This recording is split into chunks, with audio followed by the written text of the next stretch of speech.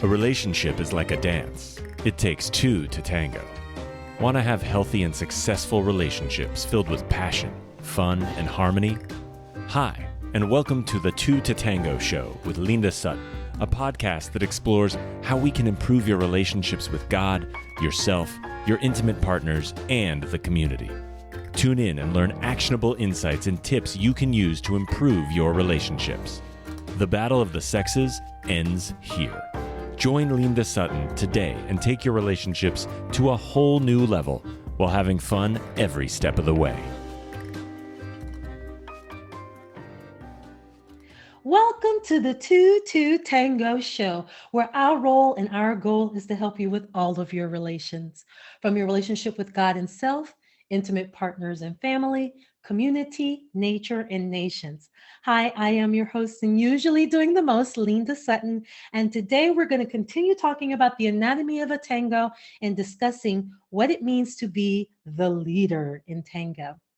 At the top of this series of the anatomy of the tango, we talked a couple episodes ago about the 6 elements that make up the anatomy of a tango and how that corresponds in a relationship between a man and a woman. So the quick review is the 6 elements that make up a tango or the anatomy of a tango are the leader, the follower, the embrace, the principles, and the principles are the rules that govern the roles, the environment or the place where the dance is occurring, and the music, which is the cadence or the rhythm or the sound that kind of dictates or governs how the couple and all of the couples in the space move or navigate that particular environment.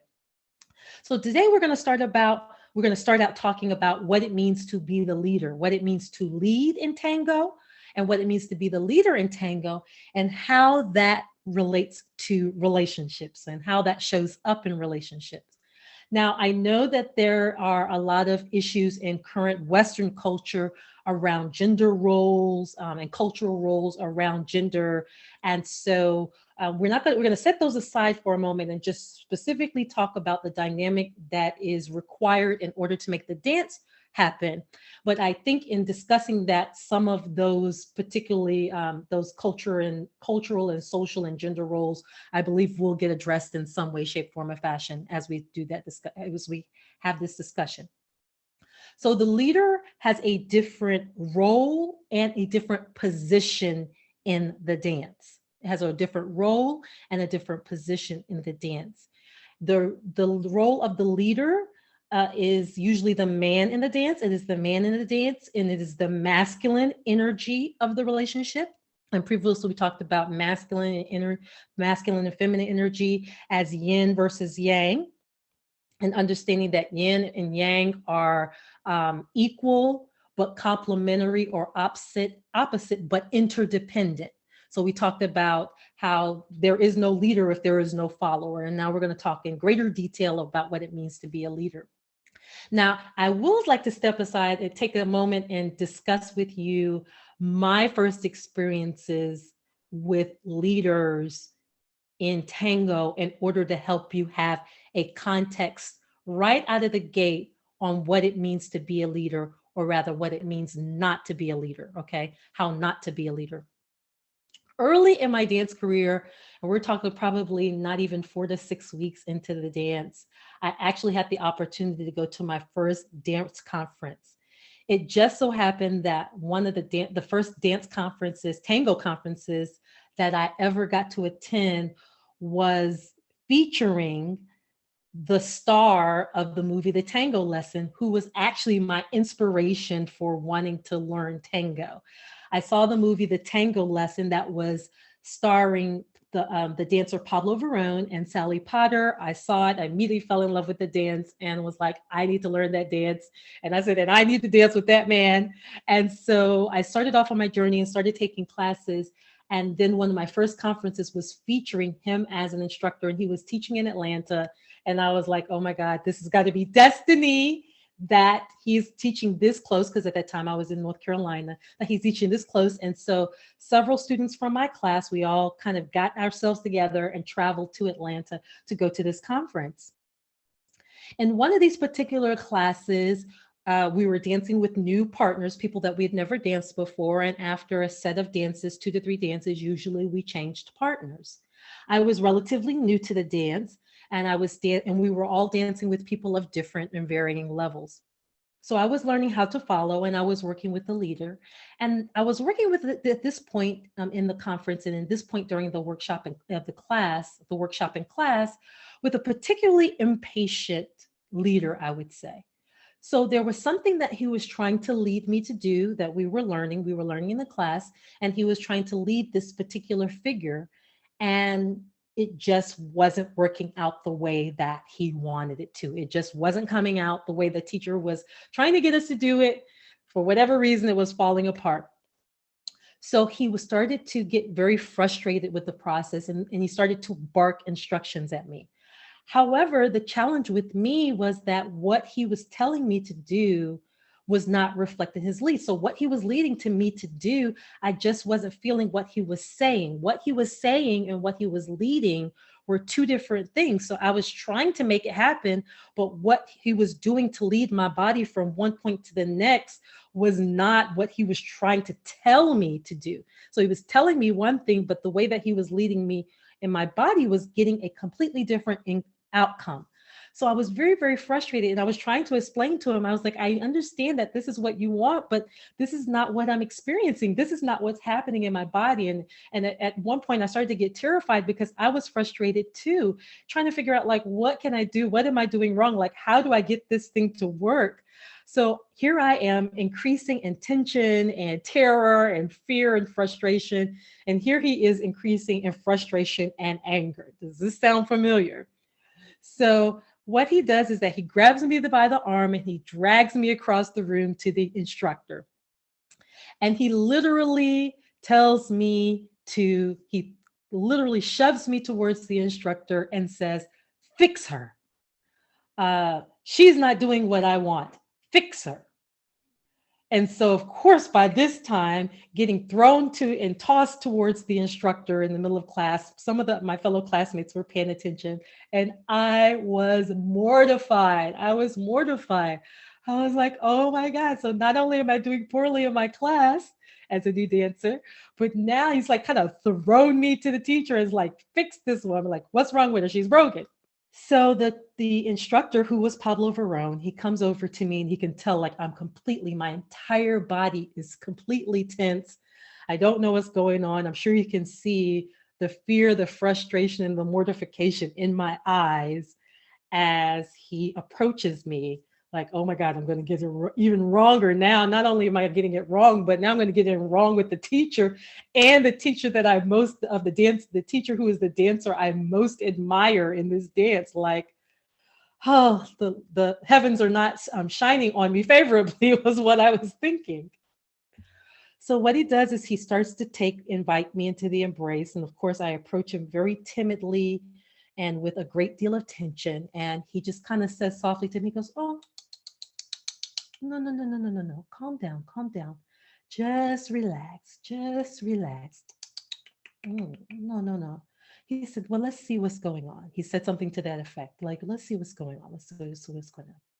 So I calmed down enough to get into the embrace, accept his invitation to dance, and enter into his embrace. And the first couple of steps, he just kept kind of giving that soft encouragement, just going, no, calm down. So finally, after a few moments, I started to relax a little bit because I felt reassured by his kind of soothing voice, like that it was okay and that I could relax. And then he says, let's see what's going on here. And he proceeds to start to lead the figure that he has been teaching in the class. So after the successful execution of that, I could tell that wasn't falling all over and stumbling, and he was still leading. So then he starts to just merely start to dance around the room. And I realized very quickly that what we were doing on the floor was, number one, not anything that he had taught yet, and definitely nothing that I had learned yet in my few 4 to 6 weeks or so of taking classes, but I was following. So he was leading all of these new ideas that I have never been exposed to, but I was in step with him, in sync with him, going on around the floor. And he danced the rest of the song. And by the time we finished dancing the song, the rest of the class had stopped and was watching the two of us dance. After the song ended, he walks me over to my partner, the gentleman that I had been dancing with previously, and he said, "Here she is. She's fixed." The look on my partner's face at that time, his jaw was dropped. And then he took me by the hand, and as the instructor proceeded to teach the next idea, his complete tone had changed, and he was asking questions and he started asking more questions and feedback on what he was doing. I share this experience for a number of reasons, is so that you can get a sense of two different approaches, two different ways, two different ideas, two different understandings of what it means to lead. And so, not only from the experience of the gentleman who is leading, but also through the lens of the person who is following. So, just keep that picture in the back of your mind as you think about these two different ways of leading, these two different approaches to leading, two different leaders, and make a decision. Number one, what type of leader are you currently? And what kind of leader would you like to be? Because the choice is yours. So once again, I want to restate, the leader is the man in the dance. And I know once again, we have the gender role situation, but the leader is the man in the dance. It is the masculine energy.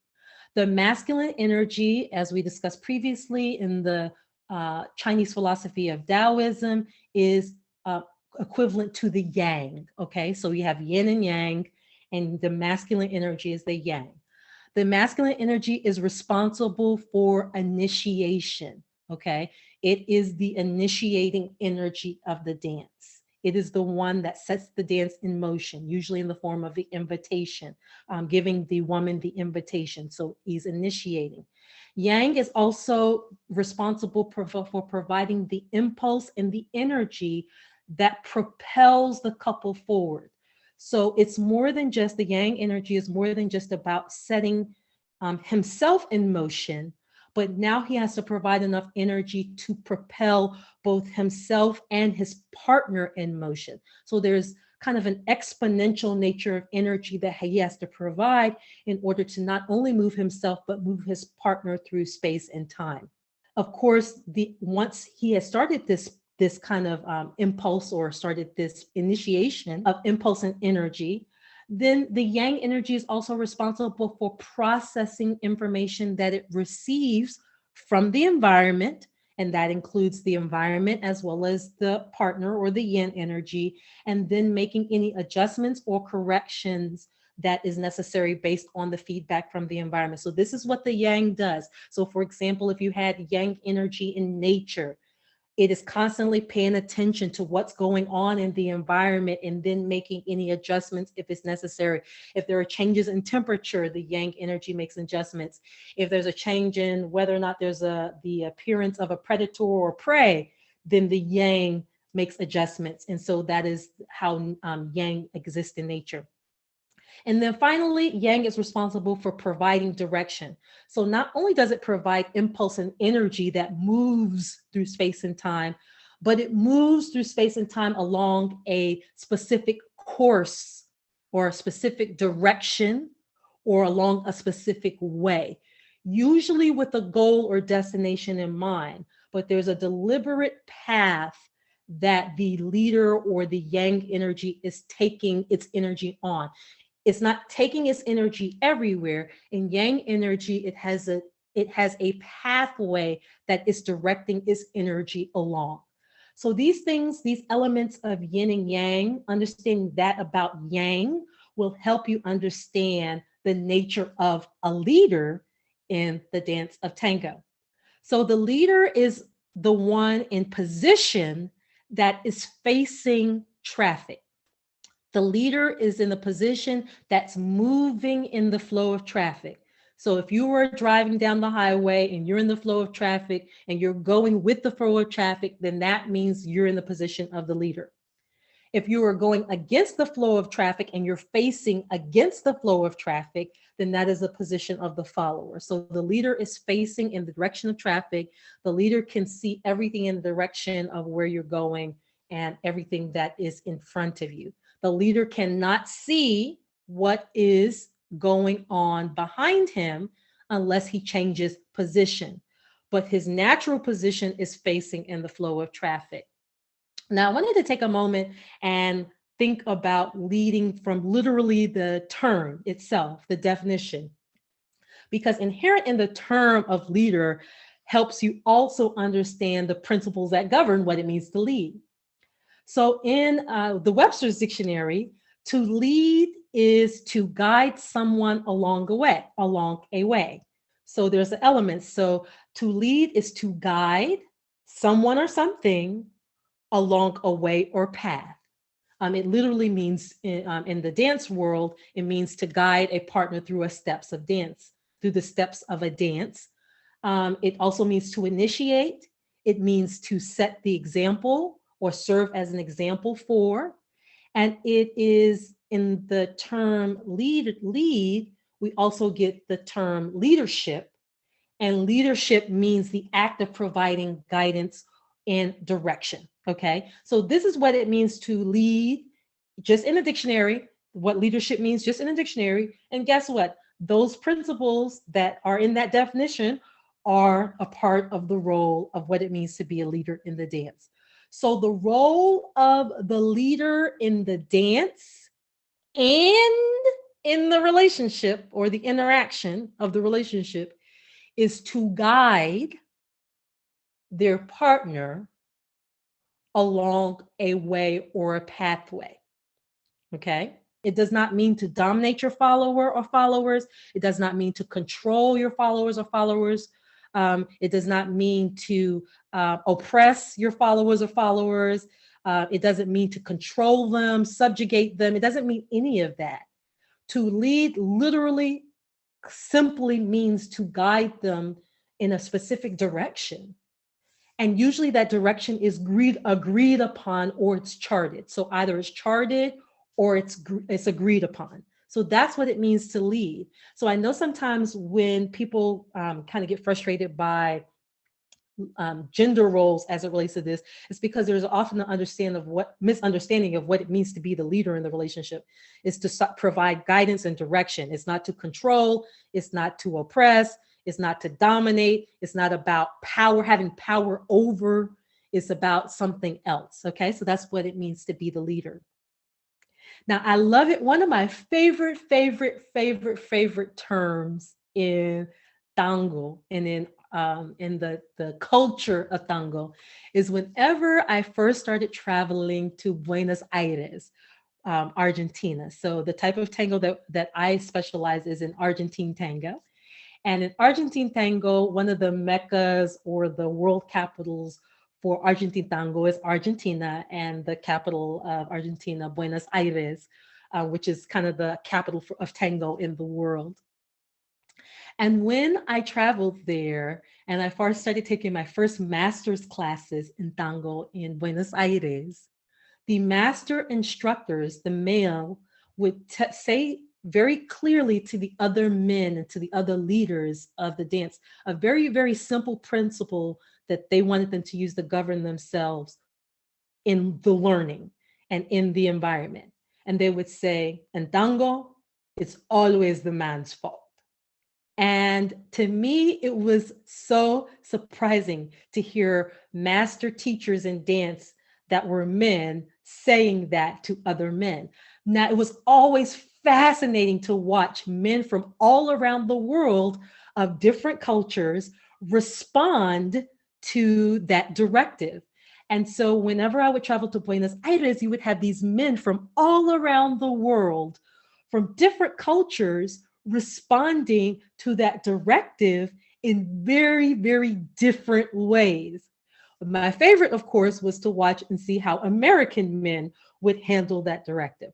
American men would always handle that directive in a very different way from men from other cultures, such as African cultures or Asian cultures. Completely different reactions.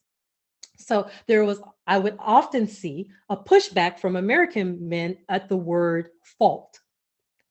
And the response of the master instructors was simply, and I'm restating a little bit, is that the man is the one who initiates the dance. If the man doesn't initiate the dance, then there is no dance that occurs. So, because he is the one who initiates it, then he is responsible for what he has initiated. And if he is responsible for what he has initiated, then if something goes wrong by virtue of the fact that he initiated it, it's his fault, it's his responsibility. And so it was always fascinating because in the dance, one of the principles is technically the embodiment of that. Okay. So whether you use the word fault or responsibility, because the man is the one who sets the energy in motion, he sets the action in motion, then he is also responsible for the consequence of what comes out of that, the action and reaction. So if he sets the action in motion, he is responsible for the reaction. Sure, he's sending the energy through the woman in order to get that reaction, but the reaction still is a result and a consequence of his action. So that is one of the prime directives of what it means to be a leader. With being a leader and with leadership comes responsibility. And once that is understood, then the roles and responsibilities of what it means to be a leader in this dance makes sense. Now, when I say leader and leadership, there's another thing that I want to clarify about leadership because one of the things that you often see in Tango between a leader and follower, when there's not an understanding of what it means to be a leader and what it means to be a follower, often is a power struggle. And the power struggle results from this kind of misunderstanding of leading as being having power over or being in the position of power.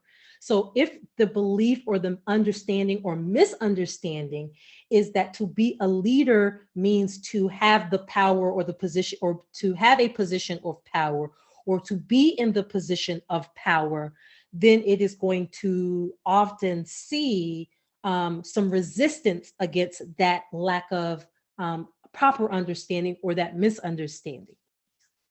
There are several things that have to exist in order for leadership to occur. In Tango and in the world, there is no leader without a follower, okay? Because a leader serves as someone who guides or provides guidance to another thing, purpose, place, or thing. So if there is no leader, if there is no follower who is willing to be in agreement with the leader's role and position, then there is no leader, okay? So the elements that must exist in the arrangement or the relationship between leader and follower are the following. There must be agreement. There must be an assignment or reassignment. There must be alignment. There must be accountability. And of course, the final thing, which is the ultimate responsibility. So I'm going to go through each one of those so that you can understand. And I'm sure as I go through these, you're going to start to hear relations and relationship to and correlation with elements of a relationship. So I've already said that there can be no leader without a follower. So the first element that has to be in place for leadership is agreement. Okay. So in order for you to be a leader, there has to be a follower who is going to be in agreement with following your guidance or your leadership. There has to be agreement between a leader and the followers. There has to be a follower or followers who agree to being led. And not only being led, but being led by you. Okay. So there are some things that have to be that go along with that has a shared vision, trust, confidence, but there has to be agreement there first and foremost. No follower, no leader, period, end of story. Another thing that has to be in place for leadership to exist as it relates between a leader and a follower is assignment. So when it comes to power, When a follower agrees to your leadership, leadership is literally an aggregation of power, meaning the follower is giving up or assigning their ability to propel themselves through space and time to you because they agree to this shared vision. And so she has to assign her ability to propel herself, that power, to him. So also like in real estate where you have you sign the contract and you say and or assigns, meaning I'm giving myself or I'm allowing for the authority to transfer all of this agreement to another person, all of these authorities, all of this power. I'm willing to agree to transferring that to this other party for a specified period of time. Number three, the element that has to be between a leader and follower in Tango is alignment. So they not only have to be aligned physically, and if you're looking at the video, you can see how I'm holding my hands.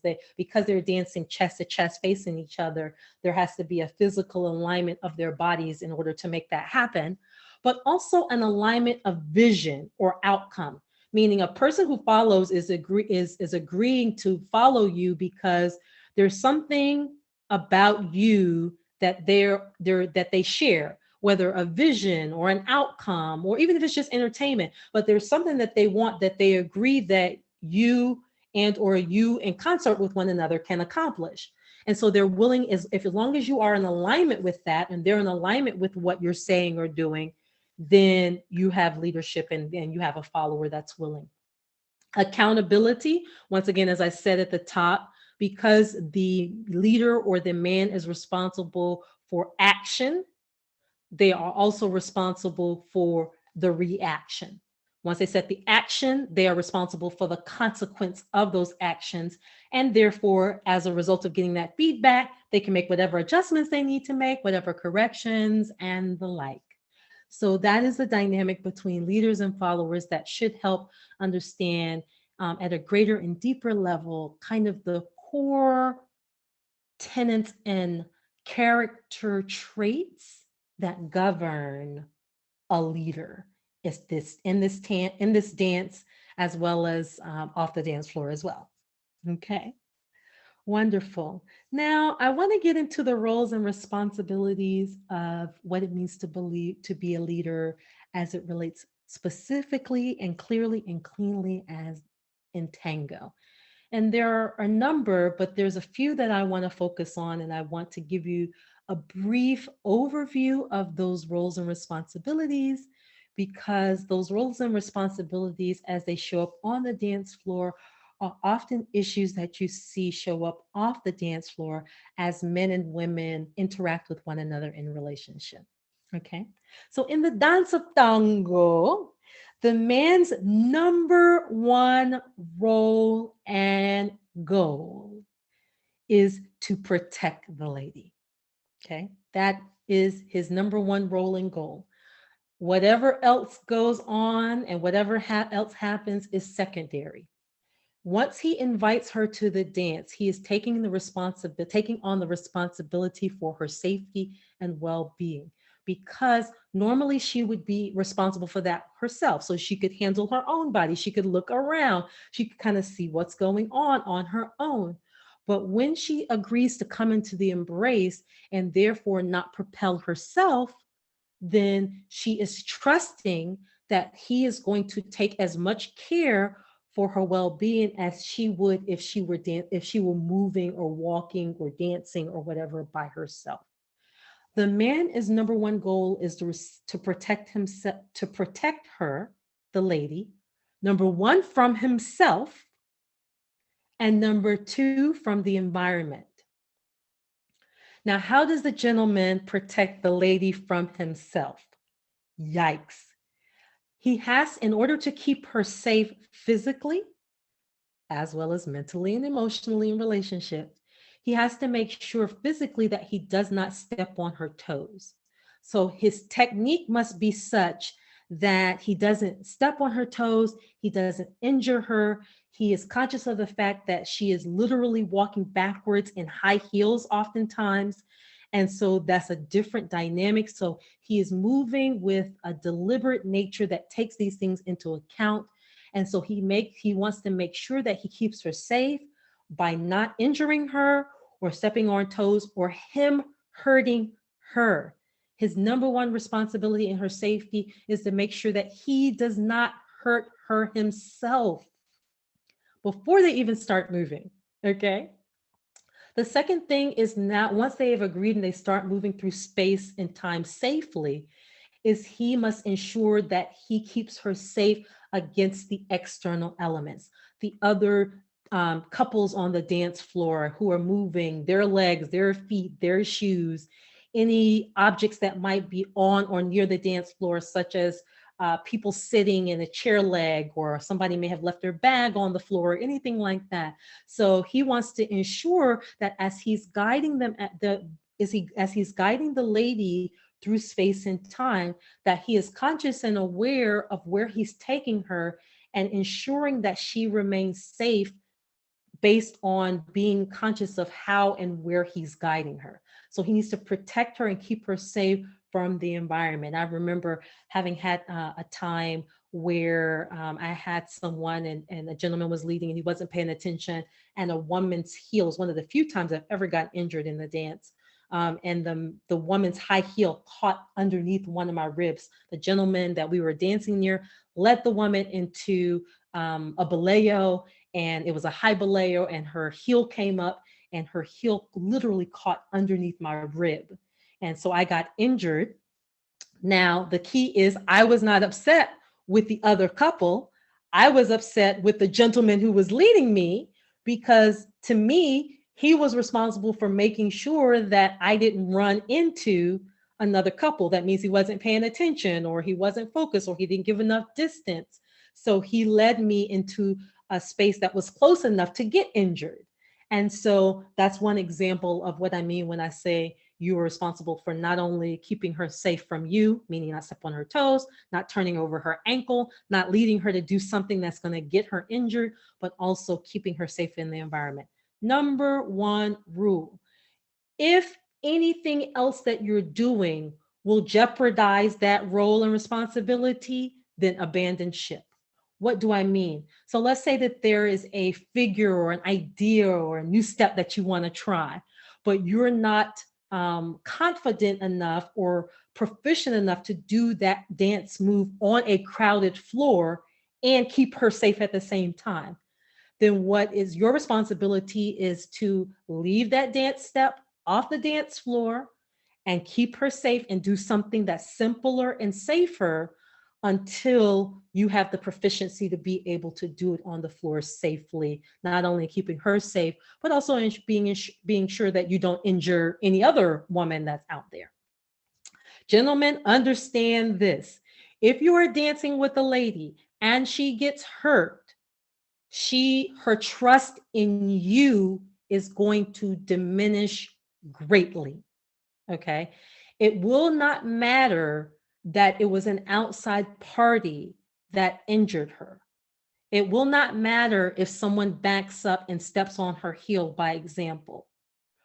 Her lack of trust is going to be directed towards you, because you, in initiating, are saying, I'm taking on the responsibility for keeping you safe and guarding your well-being. And so she's not going to trust your lead if she gets injured. If you injure her or you allow the environment to injure her, then her trust in you is going to be greatly diminished, if not broken altogether. So you need to be aware of that. There will not be able to, in this dance, there is no reassignment of blame. And so that's why in Buenos Aires, the men tell other men, it is your fault.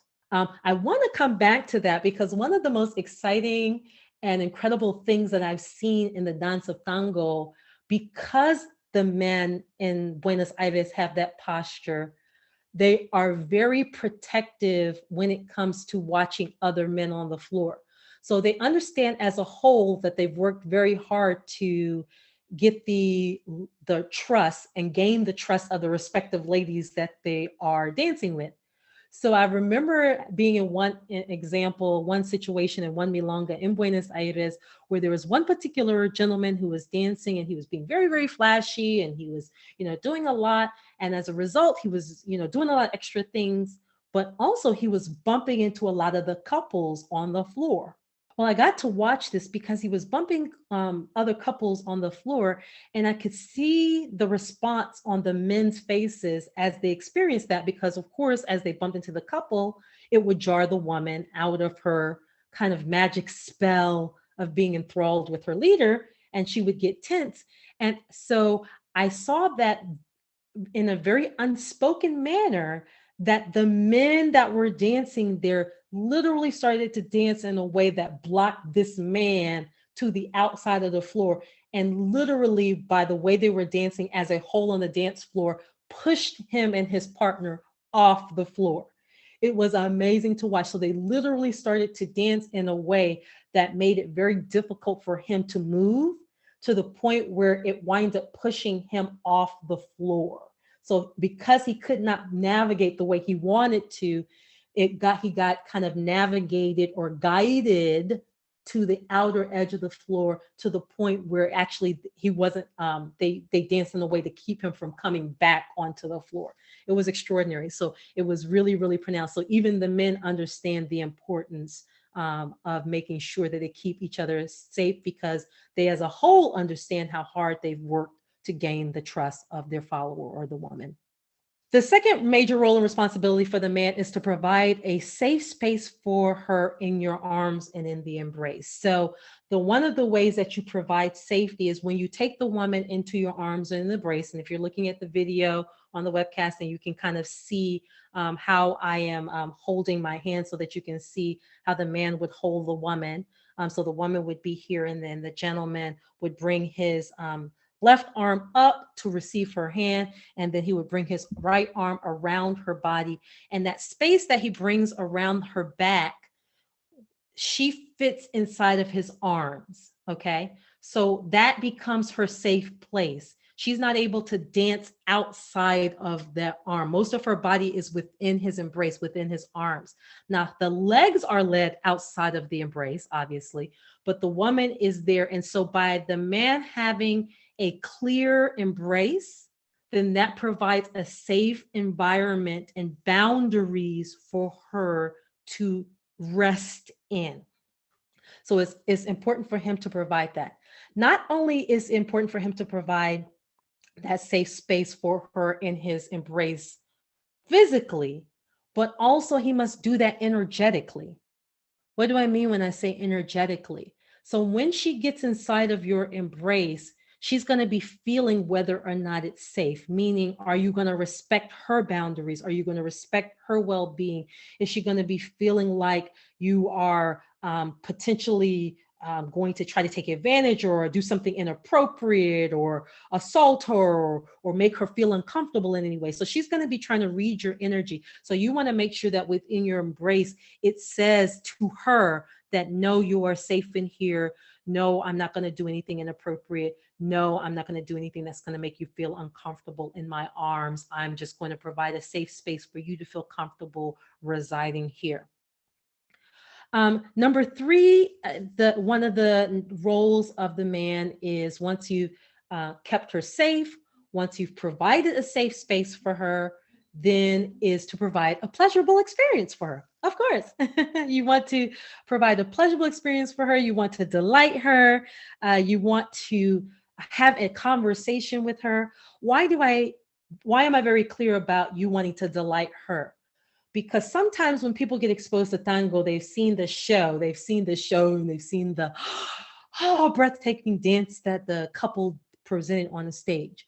However, in a social environment, the things that you can do on a stage when there's only two people on the stage, you can't do and on the dance floor. The dance floor is a more intimate, social dancing is a more intimate, interpersonal experience. What is done on the stage is for the crowd to see, to wow them, to be spellbinding to the crowd. People have paid tickets to see the show. So the dancers that are performing on the stage and those figures, those ideas, those dance moves have to be big enough for everybody in the theater to see. And it's supposed to wow them. And so it's about the show, it's about the audience. However, in a social environment, the dance is not about wowing an audience. It's not about doing things for show. It's not about doing something so big that the everyone in the room can see it. That's reserved for stage tango. In social dance, it's about you and your partner. It's about your partner being comfortable and enjoying it. And so I just caution you, because as a leader, you're not dancing and doing dance moves to impress and show off to everybody in the room. You're dancing to ensure that the person that you have asked to dance to be in your arms for anywhere from 9 to 12 minutes at least has an experience that is pleasurable for them. And sometimes it's not always about the fancy moves. Sometimes it's just about being considerate and keeping them safe and enjoying them and being in a conversation with them, or in being in a conversation with your partner. You value her followership. You hold in high regard the fact that she has willingly agreed to surrender to your lead during this period of time. And so you hold that in high regard. And so you provide pleasure in exchange for that. So those are kind of some of the three high level roles and responsibilities. Now, I like to draw a connection between these roles and responsibilities and the idea that Steve Harvey, a famous comedian, Steve Harvey, presented to in his famous book, what is it? Think Like a Man, Act Like a Woman, Think Like a Man. And I definitely don't agree with that basic philosophy. But in his book, he talks about the three roles of a man in a relationship. And he says that the three roles of a man in a relationship is to protect, to provide, and profess. And so even though I don't agree with all of the tenets in his book and kind of getting women to think like men, I do agree that there is some parallels in that kind of fundamental underlying understanding of what it means to be a leader in Tango, which is to protect, provide, and profess. Now, to profess, what do I mean? Professing meaning profess your love, profess your desire, profess your admiration of your partner. Well, you've done that the minute you ask her to dance. So the minute you ask her to dance and bring her onto the dance floor, everybody can see that you are expressing a desire to dance with her, and not only dance with her, but to dance with her in a dance as close, physically close as tango. It's very, very different from salsa and other dance forms where there's a channel dance and you can dance together, you can dance apart. Like in tango, you are really, really in each other's arm. You are really, as they say, all up in each other's area, all on each other's body, potentially chest to chest, breast to breast, like you all up in there in the tango. So when you take her on the dance floor, everybody can see that you have some interest in being close or in close proximity with this young lady that you've taken onto the floor. You have gotten her to get you to lead her. So because she has agreed to that, then you are there to protect her, to keep her safe now that she's made that agreement. But not only protect her in terms of keeping her safe, but also there's an element of provision. Now, what do I mean by provision? When you get her to agree to be with you, there are some fundamental, when she agrees to your lead, there's some unwritten and written rules that govern that. We talked about the principles that govern that agreement, that covenant, that commitment. And so what it is you're doing is that you're providing the consistency that comes with those commitments, okay? So not only like in traditional relationships, provision may be providing financial support, but it's also providing support and stability.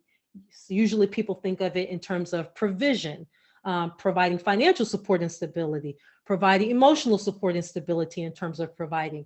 Well, in Tango, it's the same way, except you're providing support and stability with your physical body. So by being consistent in your lead, by being consistent in your posture, she can depend on using your body for sometimes physical support because she's leaning against you. And your lead is stable enough that she can depend on that. And so that's how you're providing for her in the dance. It may not be in the form of financial stability and provision and support, but you are providing her physical support and stability, and even emotional support and stability in the Tango, because once she gives you that trust, the way that you maintain and build that trust is by being consistent in providing her stability and support. So what you are going to do as a leader is you're going to set up the embrace, you're going to set up boundaries, you're going to maintain those boundaries, you are going to do what I call lead and then follow your lead, which means that dance is a conversation. So remember that Yang provides the energy and impulse and then listens for feedback from the environment so that he can make adjustments or corrections. So in nature, that's what Yang does. In Tango, that is also what Yang or the man does. So he leads the step, he provides the energy for the step to be executed. And as the woman is executing the step, then that is his feedback. So if things are working out the way that he expected or anticipated, or that was what he intended, then he can lead the next thing. However, if what he is leading is not what's coming out, then he has to make corrections and adjustments that so that whatever he wants will come out, or understands that his lead or his conversation is not yet clear enough for someone else to understand, and he has to go back to the drawing board, or he has to restate his communication until there's mutual understanding. Yikes. Okay, let's go back through that again because I don't want you to miss no parts of that. So as the leader, you communicate, you lead an idea, you lead a step. The way the woman responds to that is your feedback that what you led, what you intended, what you initiate is what she understood, because that's what you got. So you led something and what she did is what you led. So good, you're on the same page, you're in sync, you're in step, you can go on to the next thing.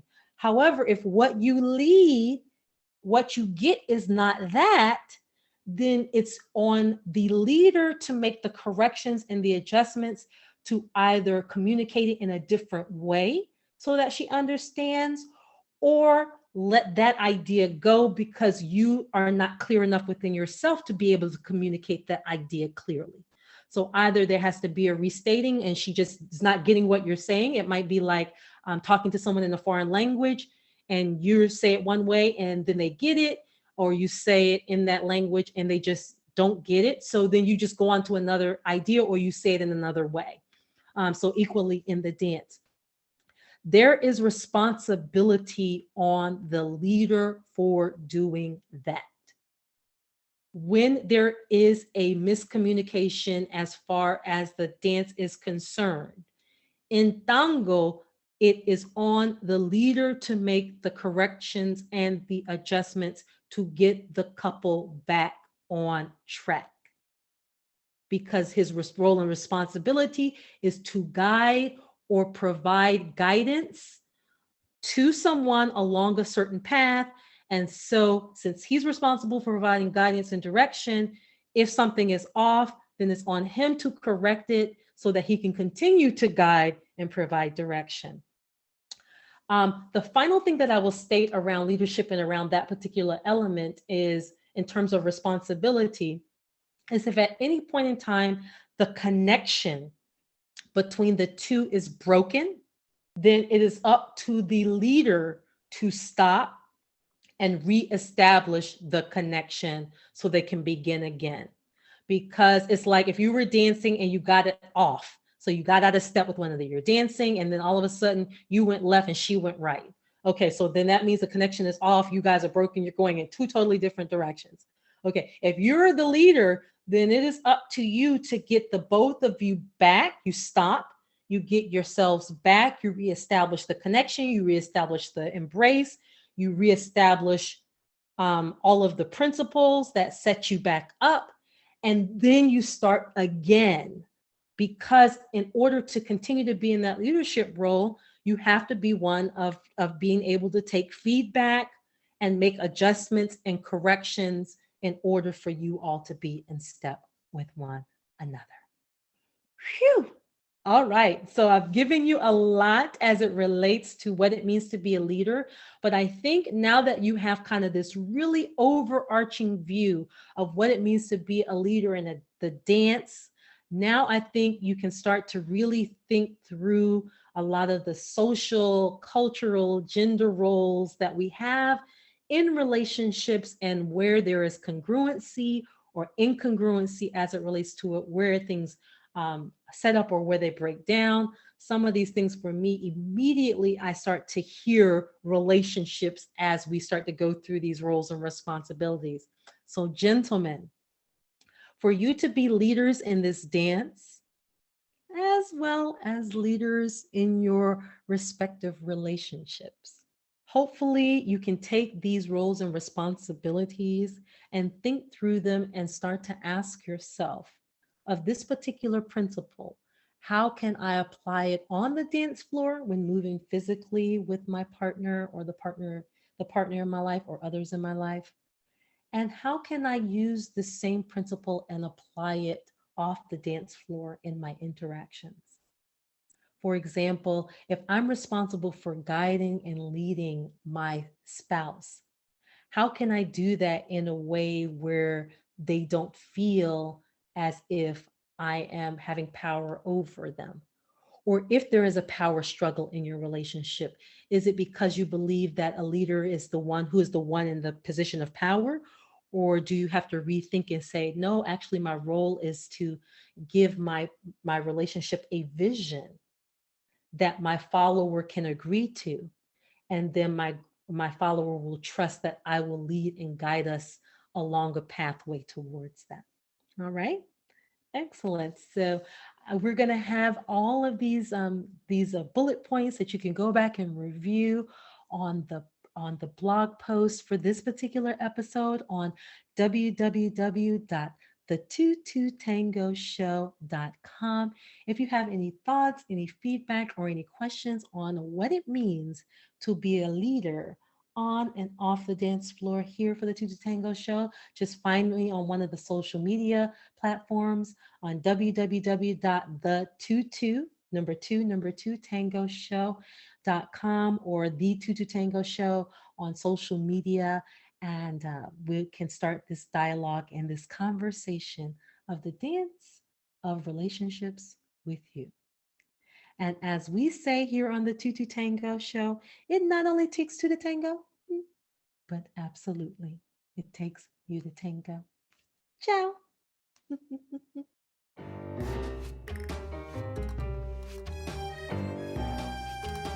We have just concluded another moving episode of the 2 to Tango Show with Linda Sutton.